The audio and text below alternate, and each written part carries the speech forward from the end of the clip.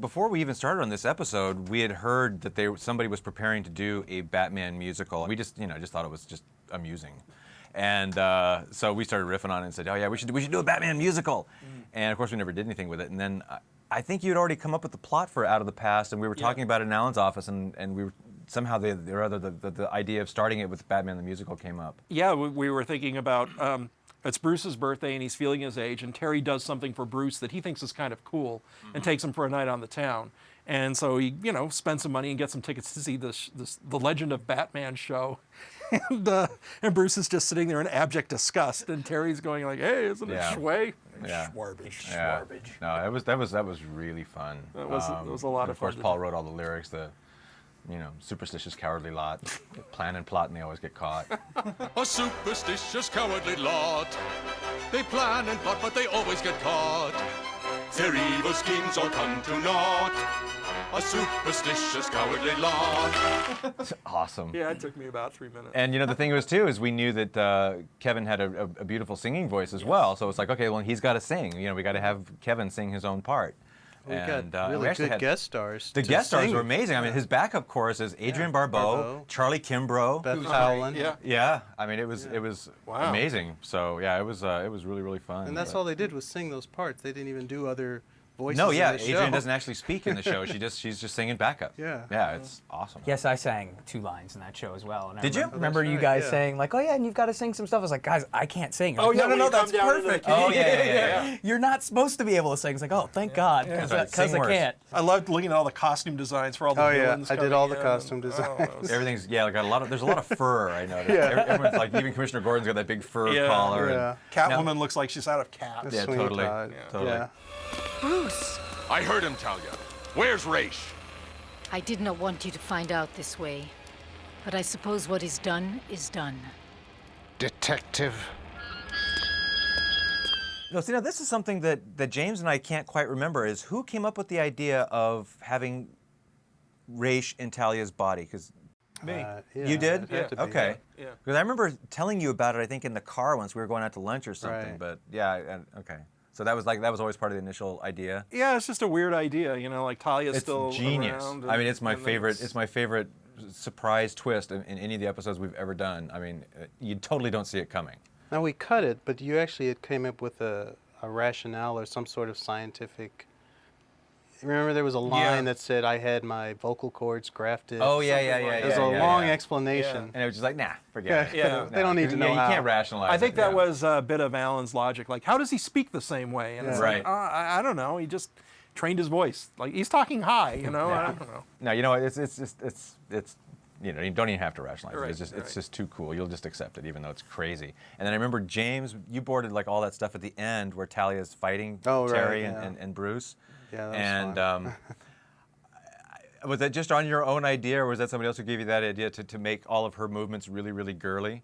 Because I think that's really cool. That it's like he's talking in David Warner's voice, but he's tossing his hair and he's wagging his hips and stuff when he's moving, and he's very, very girly. He's a perfectionist. So. Okay. That was wonderful. And it doesn't make any logical sense. You think at that point he would start walking like a man, but You're creeping me out. She kissed me. there's all kinds of cool stuff in that show. I love seeing Bruce and Terry teaming up to actually go into battle together at the same time And hearing the Batman theme in there. all rocked up. Yeah. No, that's a great moment. That's really, really cool. I remember from an acting standpoint for this episode, this was the only episode where Kevin and I worked together where for at least a part of the episode, he didn't have the gravelly voice. He was just that's right. He's back playing to younger a, Bruce. a regular Bruce, yeah. Bruce Wayne. Wow. I always wondered what you were like at your peak. Now I have some idea. Not quite at my peak, but certainly better than I've been capable of in years. It was like I got to just kind of sit there and watch what he had done for years on the original Batman series. It was really cool.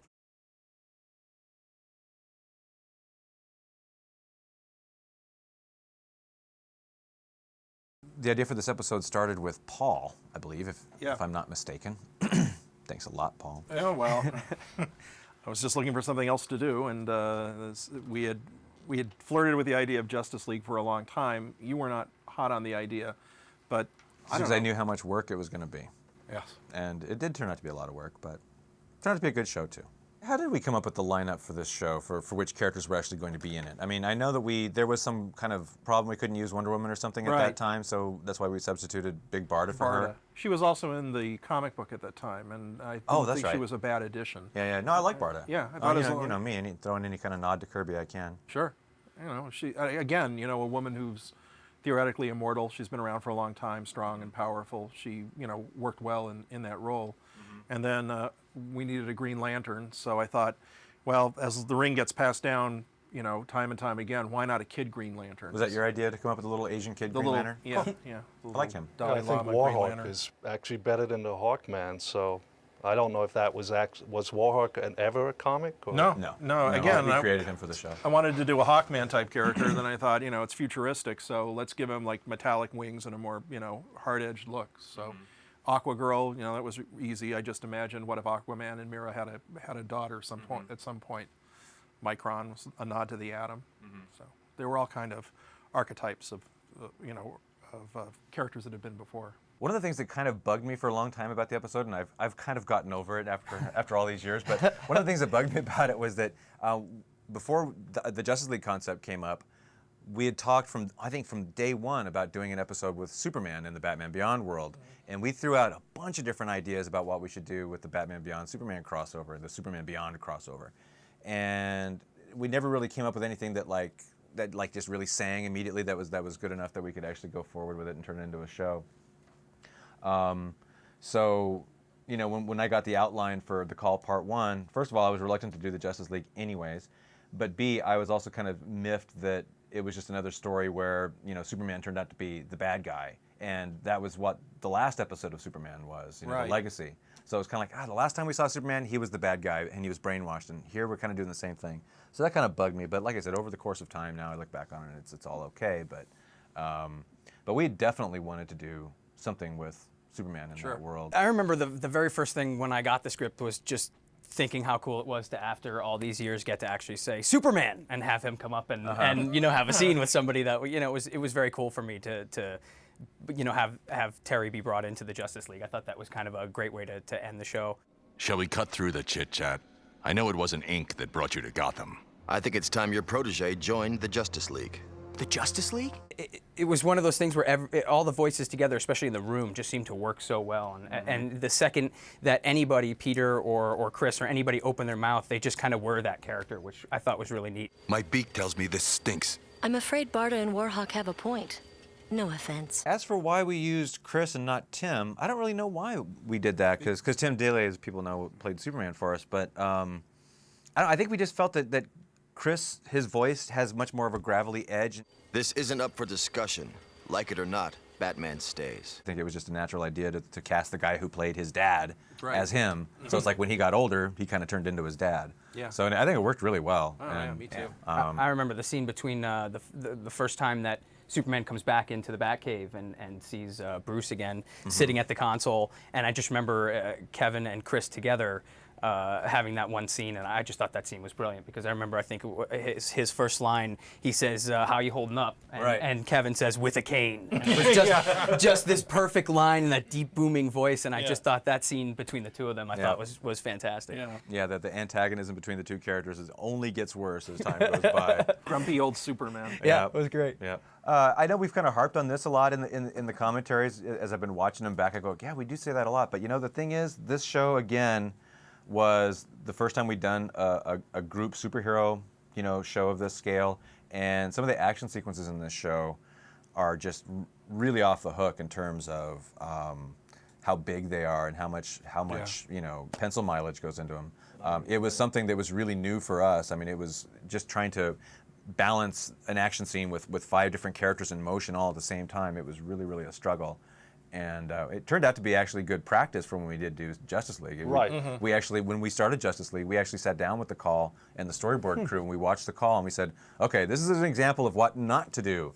Don't pan away from this scene to that scene just to show what everybody's doing all at the same time. Use a cut instead, because the pan will slow you down. No, seriously, it was a good trial run.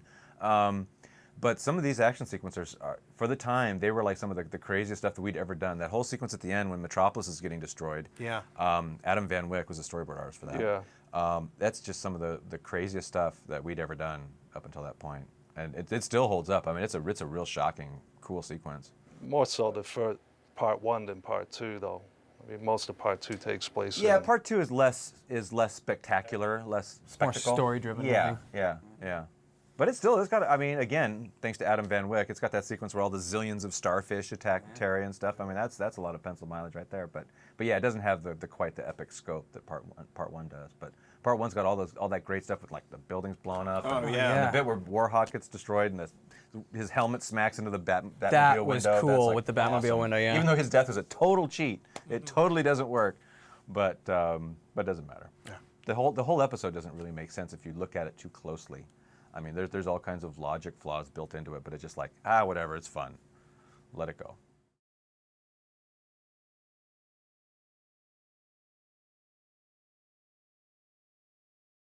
It starts actually with the video image from the Batmobile's recorder of Superman shooting the laser at the giant rocket. That's how we kills ended Warhawk. part 1. No, that's how the first one.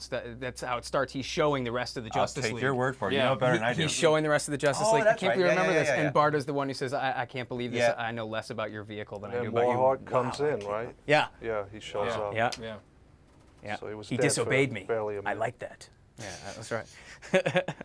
Wow, that's scary. I remember those I lines. was gonna say, I remember those lines. That's really scary. boy.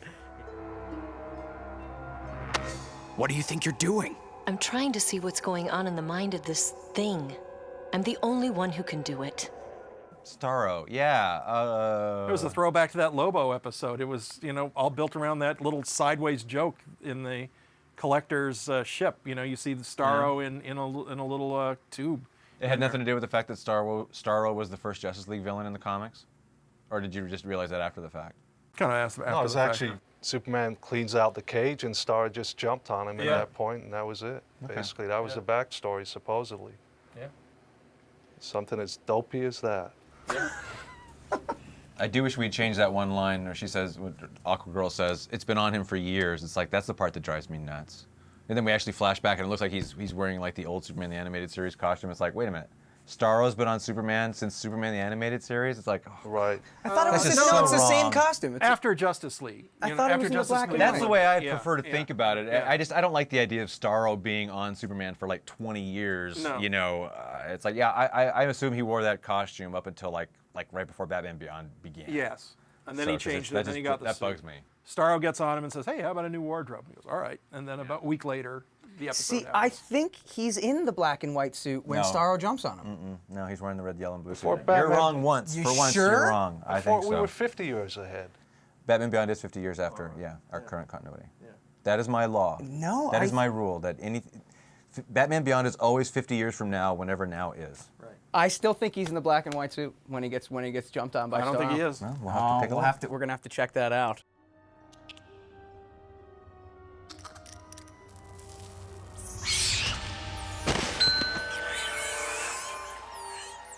Well, the real reason you did the black suit, it was easy to animate. It looked good when you animated it, most of the time. Yeah. I mean, that's why you did it. What Superman's black Yeah. suit? I just wanted to have some cool threads. Yeah. I just wanted to, spruce them up a bit. What's the top speed on this thing? Mach 3. Is that faster than a speeding bullet?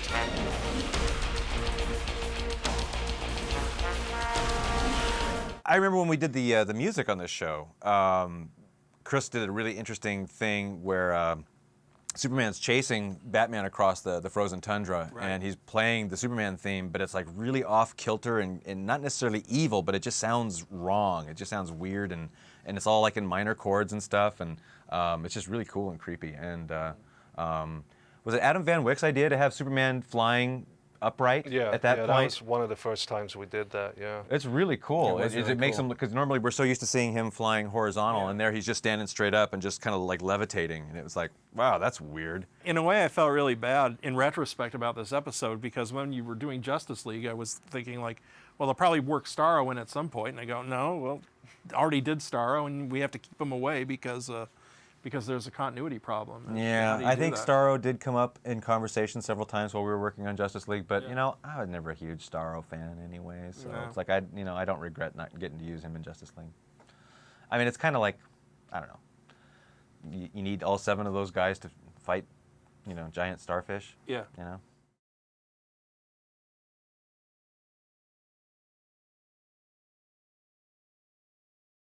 Was it Curse of the Cobra or the Curse of Cobra? Because I think it's actually, I think one episode is titled The Curse, and the other one is Curse of the. It's we couldn't get this episode straight at all. Yeah. It's It a mess. changed titles several times, I think. It did, so we ended up using both. But, yeah, it's confusing. Yeah, part one is actually pretty good. I think I was always kind of happy with the way the show came out. Unfortunately, it's a really good setup to a not very good payoff. I think part two is just, for one reason or another, it probably sounded good on paper, but it's in the final analysis. Turning people into dinosaurs is just not that cool. It's just kind of dumb. Yeah, the first part was more about Terry. It was more about Terry. It was one of the few shows that was really about Terry and his friendship with this, this other kid. Yeah. And the parallels, and it's like how Terry's similar to this kid, but ultimately different because the kid turns another way. Well, part two Xander's actually like kind of romancing Max throughout part one too, isn't he? Or is that all in part two? A little bit. He basically kidnaps her. Right, yeah. He stalks her and kidnaps her, yeah. But the genuine stuff between him and Xander was really nice. I mean, it was really, and it was the episode was paced very slowly, and it was different from a lot of our other episodes. And it's got a continuity tie-in too to Batman. Kyrie is actually a person that Bruce met in Day of the Samurai. Yeah. So there's continuity. Yeah, the trainer. Yeah, that's right. So it's a little continuity implant. Who are you? Kairi Tanaga. Years ago, Bruce and I studied together under the same sensei. Now I run this dojo. But yeah, part one's nice. I mean, it's got good animation. I mean, I think all the action scenes are nicely staged and real fluid. It was grounded in a weird realism that part two doesn't have at all. I mean, yeah, part two just goes off into La La Land, and it's really, things just start really happening over the for no top reason. bonkers plot, and it's just you just can't. Yeah, really it got buy a by little then. bit out of control there. I just don't know, why would you turn yourself into a dinosaur? I don't know. Well, especially and not only that, but it's like, okay, snakes are reptiles, dinosaurs are reptiles, but if you're a part of a snake cult, you don't really want to turn into a dinosaur. No. Yeah, it just seems. Because they're bad guys. They just want to be the big bad guys. But we like dinosaurs and stuff. But but it's just. But not only that, didn't they have an atomic bomb or something? They were gonna drop an atomic bomb in a volcano and turn everyone into a dinosaur. To make the no, it was to make the planet hotter. Oh, okay. They were basically going to create instant global warming so that they could survive, and it's. Right. No, it's but see, the setup silly. for part one was that there's these two guys, they're friends, but they're going to go different ways, and there's going to be a showdown. From the very beginning that he's being groomed to be the leader of this evil cult. Yeah, and it's interesting. But and you think there's going to be a conflict between their friendship and him being evil and Terry being good, and none of that. None of that pays off. Yeah, it's a shame. But I'm just glad I didn't get part two to direct. Oh, so you can bag on it because you didn't direct it? Yeah. Because when I found out it was a two-part, I was like, well, gee, I really think a director should direct both parts. And then I read part two, and I was like, oh, Dan Reba. Dan. So funny. I always like doing things, though, that showed Terry, completely flawed, and it was kind of even Bruce looking at him and going, no, you need to train up. It's not just the suit. You can't just have the suit and beat everybody. You got to learn. So we thought that was cool. You raised an interesting point, too, because that was one thing that we got criticism from a lot of fans online from the very beginning was, well, we never see him training. We never see Bruce training him to become Batman. And it's like, well, okay, yeah, but, Bruce was right. You've got the moves, kid, but you lack discipline. And you leave yourself open on the left side. Ow! We'll have to work on that. The thing about Cobra is that, once again, it was a Jack Kirby kind of character. I don't even know why we wanted to use Cobra. I mean, I think there was kind of a neat idea in the comics, the idea of this evil cult of people. And I like the idea that he's being groomed by the cult to be the leader, but he's even rebelling against the cult, even against the doctor guy playing by Xander Berkeley. Xander Berkeley, coincidentally. I like the idea that he's asserting himself, and even the whole thing with Max is that that actually does humanize him as a villain. Even though he's becoming progressively more evil throughout the two-parter. When he kidnaps Max, and the professor or the doctor saying, no, she's not suitable for you. And he's saying, I decide who's suitable for me. I like her because she talks back to me. I think he had the potential to be an interesting villain if only he didn't turn into a dinosaur at the end.